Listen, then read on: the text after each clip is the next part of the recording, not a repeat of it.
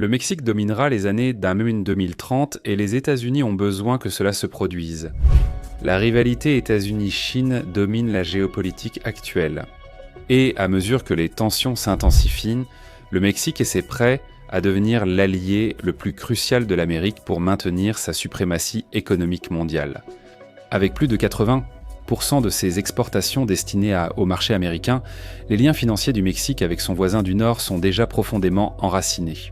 Cette interdépendance pourrait être l'alliance la plus puissante dans l'ordre économique mondial.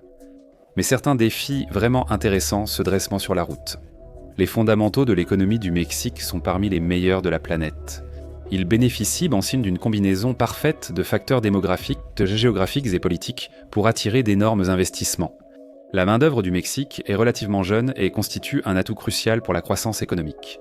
Il y aura un important vivier de main-d'œuvre pour les années à venir, ainsi qu'une génération de consommateurs qui fonderont de nouvelles familles et épargneront pour leur retraite. Les pays développés font face au vieillissement, tandis que la jeune main-d'œuvre mexicaine est prête à répondre à la demande industrielle occidentale. Avec la hausse du coût de la main-d'œuvre en Chine et des tensions avec l'Occident, le Mexique apparaît comme l'alternative la plus viable pour relocaliser la production industrielle. L'accord États-Unis-Mexique-Canada garantit que les produits mexicains peuvent être exportés vers les États-Unis sans droit de douane, renforçant ainsi la compétitivité du pays. Les investisseurs étrangers réalisent le potentiel du Mexique. En 2023, les investissements directs étrangers au Mexique ont augmenté de 41% par rapport à l'année précédente. Cet afflux de capitaux reflète une confiance croissante dans l'économie mexicaine. En diversifiant leur chaîne d'approvisionnement et en réduisant leur dépendance à la Chine, les entreprises pourraient en faire du pays une puissance manufacturière. Cependant, la voie du Mexique vers la prospérité comporte d'importants obstacles. 56% de la main-d'œuvre du pays travaille en dehors de l'économie formelle. Cela signifie que près de la moitié de tous les travailleurs qui créent de la valeur sur le marché ne sont ni quantifiés, ni réglementés, ni imposés. Cela restreint l'accès aux services financiers, laissant de nombreux Mexicains sous-bancarisés. Ainsi, le manque de capital limite davantage le développement, car les banques prêtent moins. La criminalité et la violence persistent, menaçant la sécurité publique et la confiance des investisseurs. Le gouvernement mexicain doit adopter des stratégies efficaces contre le crime organisé et renforcer la sécurité pour exploiter pleinement son potentiel économique. De plus, l'inégalité des richesses demeure une préoccupation majeure, une part importante de la population vivant dans la pauvreté, malgré la croissance économique globale du pays. Malgré ces défis, l'économie mexicaine a montré une résilience remarquable. Elle a traversé les crises économiques mieux que tous ses homologues sud-américains. Une économie solide avec des atouts stratégiques, que nous détaillerons, place le Mexique en position de prospérer dans la prochaine décennie. Alors que Claudia Sheinbaum prend la relève du président actuel, Andrés Manuel López Obrador, une bataille pour l'âme de la démocratie mexicaine se prépare. Le slogan de Sheinbaum, « Continuité avec changement », résume l'équilibre délicat qu'elle doit trouver. En tant que candidate choisie par Andrés Manuel López Obrador, elle incarne la continuité de ces politiques populistes qui ont trouvé un écho auprès de nombreux Mexicains. Cependant, son parcours en tant que scientifique du climat suggère un virage vers une approche plus technocratique de la gouvernance et un accent minant sur la durabilité. Avec le parti d'Andrés Manuel López Obrador Morena, prêt à obtenir une super majorité au Congrès, tout est en place pour d'importantes réformes constitutionnelles. Cette concentration du pouvoir pourrait être une arme à double tranchant, permettant la mise en œuvre rapide de politiques de progressistes tout en suscitant des inquiétudes quant à l'érosion des freins et contrepoids. Sous la présidence d'Andrés Manuel López Obrador, l'approbation publique des institutions gouvernementales a augmenté. 61% des Mexicains font aujourd'hui confiance au gouvernement national, contre 29% à son arrivée au pouvoir. Pourquoi était-ce si bas ? Pendant presque toute l'histoire moderne du Mexique, c'était un État à parti unique. Le Parti révolutionnaire institutionnel a gouverné sans interruption de 1929 à 2000, soit 71 ans. Ce n'est non pas une recette pour une bonne gouvernance, cela signifie aussi que la démocratie mexicaine est extrêmement jeune et fragile. Lorsqu'on les interroge, une majorité de Mexicains exprime un scepticisme quant au fait que la démocratie soit même la forme optimale de gouvernement. Il reste à voir où iront les choses après le départ d'Andrés Manuel López Obrador, homme charismatique. Claudia Sheinbaum est plutôt une professeure stoïque. Tandis qu'Andrés Manuel López Obrador privilégie l'énergie traditionnelle et des politiques populistes, le parcours scientifique de Claudia Sheinbaum suggère un possible tournant écologique. L'un des défis les plus urgents auxquels sera confrontée la prochaine administration sera de s'attaquer à la lutte continue du pays contre la criminalité et la violence. Andrés Manuel López Obrador a réagi à la crise en augmentant la militarisation. Les forces armées aussi jouent un rôle croissant dans la vie publique, de l'infrastructure à l'application des lois. Bien que présentée comme nécessaire contre la corruption et pour l'efficacité, cette mesure a soulevé des inquiétudes sur les conséquences à long terme pour les institutions civiles et les normes démocratiques. Si elle réussit, l'économie mexicaine pourrait exploser à la hausse, mais c'est un problème épineux. Les cartels de la drogue entravent fortement les objectifs du Mexique. Ces groupes, bien ancrés dans la société, collaborent fréquemment avec le gouvernement plutôt que d'entrer en conflit direct. Ce sont d'énormes entreprises tentaculaires avec une grande diversité d'actifs et de sources de revenus. Les organisations mexicaines de trafic de drogue dominent le marché de l'héroïne aux États-Unis. Presque toute l'héroïne saisie aux États-Unis provenant du Mexique. La production et le trafic d'héroïne se concentrent dans les États du Nord-Ouest. Récemment, les trafiquants de drogue se sont tournés vers le fentanyl, moins coûteux et plus facile à produire que l'héroïne. Les trafiquants de drogue mexicains jouent aussi un rôle clé dans le commerce mondial de la cocaïne, servant de courtiers et transporteurs internationaux. La cocaïne provenant d'Amérique du Sud transite par le Mexique en direction des États-Unis et, de plus en plus, vers l'Union européenne. Les conflits territoriaux en Amérique centrale et en Colombie pour le contrôle des routes d'acheminement de la cocaïne vers le nord, en direction des États-Unis, ont entraîné des niveaux élevés de violence à travers le Mexique. Cette violence nécessite des armes, et les cartels sont devenus extrêmement compétents pour acquérir les armes illégales dont ils ont besoin. La grande majorité des armes illicites saisies peuvent être retracées jusqu'aux fabricants aux États-Unis.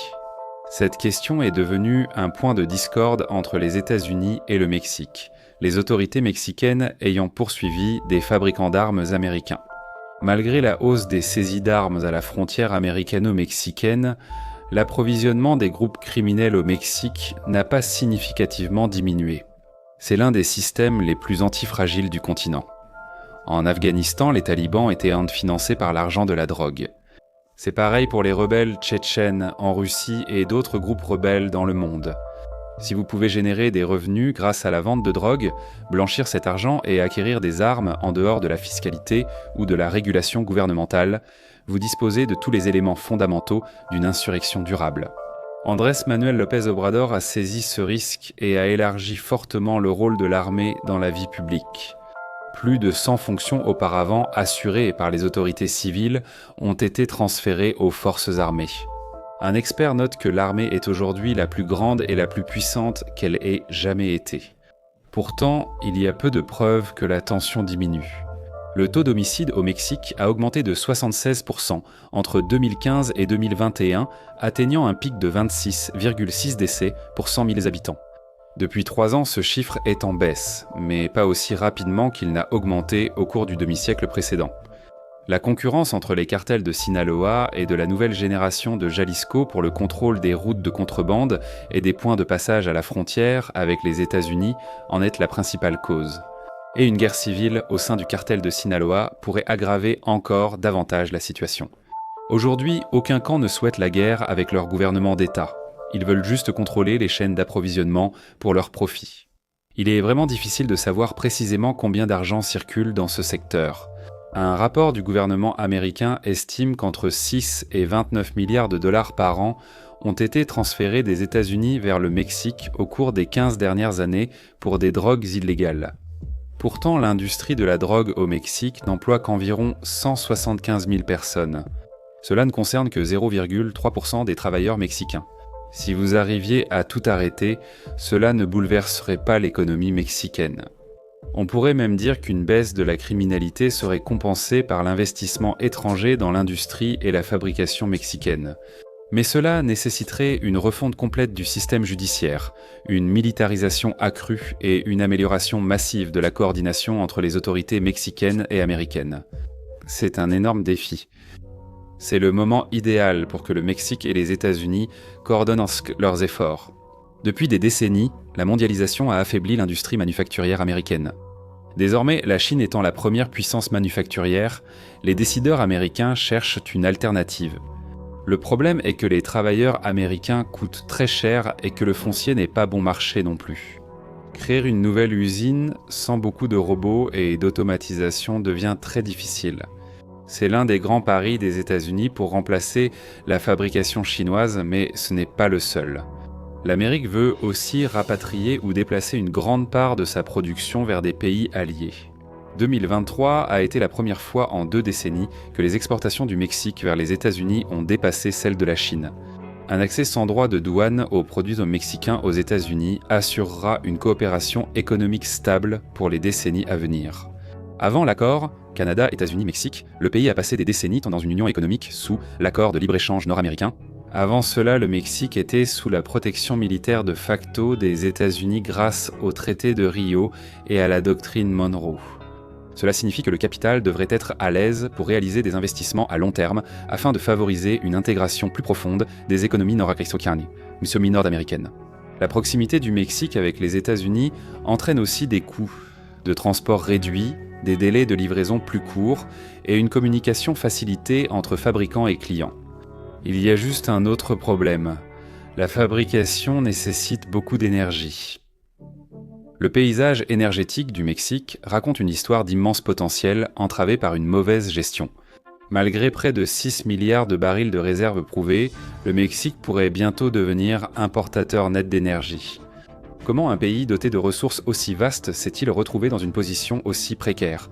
Le champ pétrolifère Cantoral, jadis fleuron de l'industrie pétrolière mexicaine, est au centre de cette histoire.